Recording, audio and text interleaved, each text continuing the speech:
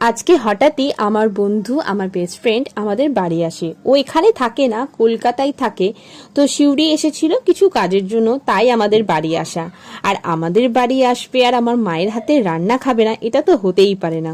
ও ভীষণ ভালোবাসে আমার মায়ের হাতে রান্না খেতে, আর ওর ঘরোয়া বাঙালি খাবার ভীষণ পছন্দ।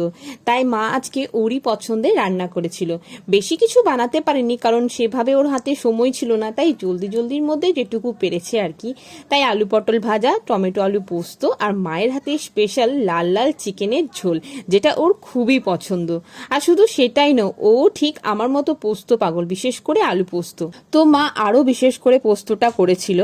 আর সবকটা রান্নাই দারুণ হয়েছে, বিশেষ করে চিকেনটা সেরা করেছে ভাই আমার মা, মানতে হবে। নিজের মা বলেই যে শুধু বলছি তা নয়, যেটা ভালো সেটা অবশ্যই অ্যাপ্রিসিয়েট করা দরকার। তো লোভে পড়ে আমি আজকে একটু বেশি ভাত খেয়ে নিলাম। আর শেষের যে কটা ভাত ছিল তার মধ্যে আলু পোস্ত আর চিকেনের লাল লাল ঝোলটা দিয়ে মেখে সেই তৃপ্তি নিয়ে খেলাম।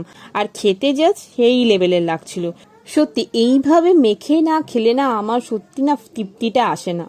শুধু খেতে বসে কোনো রকম পেটটা ভরিয়ে নিলাম, আমার দ্বারা সেটা হবে না। খেতে যখন ভালোবাসি তখন খাবারের স্বাদ ঘ্রাণ সবটাই আমেজ করে নেব, আর এটাই আমার নিয়ম। যাই হোক, খুব ভালো একটা লাঞ্চ ছিল, দই মিষ্টি চাটনি সবই ছিল। বাট আমরা এত গল্প করছিলাম যে ভিডিও করার আর সময় হয়নি।